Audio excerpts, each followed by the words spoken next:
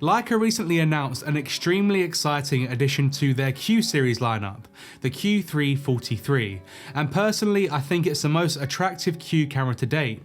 The caveat though is that it costs around £6,000, and for most people that's just too much money to pour into a glorified point and shoot.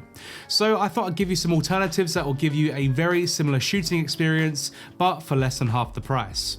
The biggest selling points of the Q series are the full frame high resolution imaging sensor and the lovely Leica glass that permanently sits in front. The outstanding build quality and compact form factor are of course also massive contributors to the success of this range, and really nothing can compare to the feeling when you're using a Leica.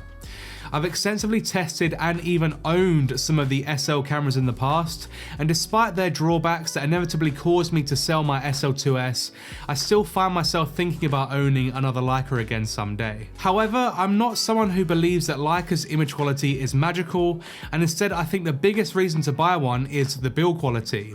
So if you're interested in the Leica Q3-43 primarily for the build quality and to say that you own a Leica, then you might as well just start saving. If you just like the convenience of a full frame sensor in a compact body and are looking for a focal length as close to that 43mm APO Summicron as possible, then I have a solution for you. A good alternative could be the Lumix S9 paired with a Sigma 45mm f2.8. This combo is 71 grams lighter than the Q3-43, has a smaller overall form factor, and costs less than half the price. The 45mm focal length is extremely close to the 43mm, and believe it or not, you'll actually get a closer minimum focusing distance with this setup too. In the macro mode, the Leica gives a minimum focus distance of 27 centimeters, while the 45mm f2.8 has a minimum focusing distance of 24 centimeters.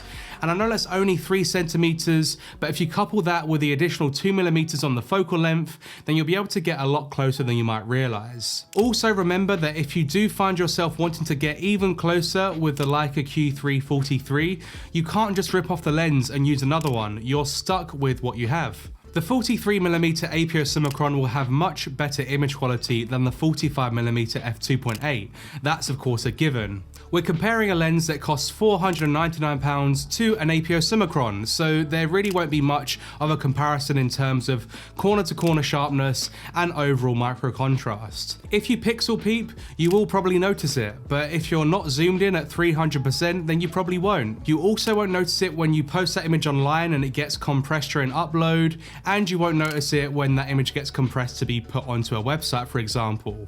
So the only real time you might notice it is when you're printing your work, and of course that is something that not many people do on a regular basis, so I guess it just depends on how you intend on using this camera. The 45mm f2.8 also gives you a physical aperture ring, so usability wise it will feel quite similar in practice to the 43mm lens on the Leica. It means you can adjust your aperture via the lens itself, and that frees up a dial to control something else. The next obvious difference would be sensor resolution. We've got a 60 megapixel sensor inside the Leica compared to a 24 megapixel sensor inside the Lumix. And you can take this as a positive for both cameras in different ways. If we're speaking in favour of the Leica, then that 60 megapixel sensor will give you way more detail and resolution, allowing you to crop your images significantly with little loss to your overall image quality. However, if we're speaking in favour of the Lumix, you'll have much smaller file sizes, making for a less intensive post-production workflow, and you'll also get better low light performance due to the larger pixels. So it's really up to you what you prefer, but I feel like this covers it. There's many upsides to the Lumix alternative as well, with a real-time LUT function making it great for quick and easy JPEGs straight out of camera, and I'd also argue that the S9 does video better than the Q series as well. The way each of these cameras stabilize your shots is also quite different, in the sense that the S9 has physical IBIS, which means the sensor is stabilized, but the Q3-43 only has optical stabilization from the lens and not the camera itself. This means that you could effectively pair the S9 with a stabilized lens and then get the best of both worlds, or even if you wanted to have the 45mm f2.8 glued to your camera, I still think the IBIS inside the S9 will give you better results than the Leica. There's one glaring reason why the Leica is still going to be a more enticing choice for a lot of people, and that's because it's a Leica. As someone that's owned and used Leica cameras in the past, there's definitely something desirable about owning one. In fact, a lot of people will joke and say that the way you know whether someone uses a Leica or not is because they will just tell you. And while I cannot endorse the idea that Leica's image quality is something mysteriously magical, I can fully agree with the fact that using one is a whole different experience in of itself.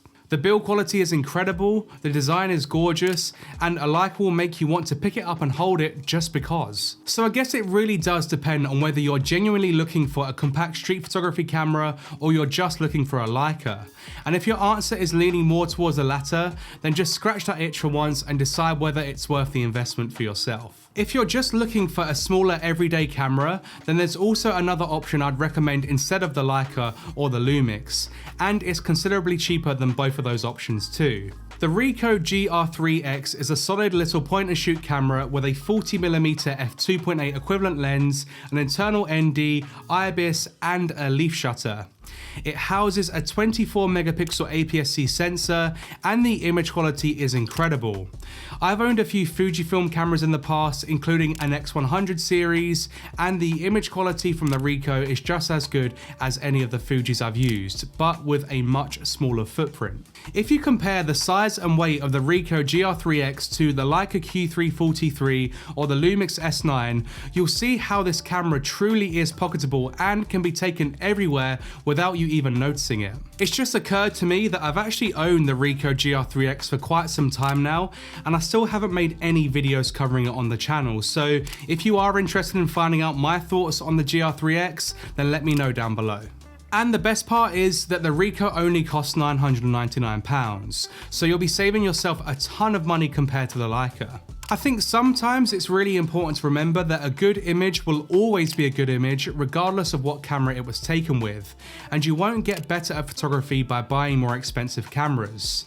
If you can't take good photos with your current camera, then you won't be able to take good photos with a new one. And while the latest and greatest Leica may give you more resolution and a healthy dosage of street cred, you'll soon realize that only practice will actually make you better.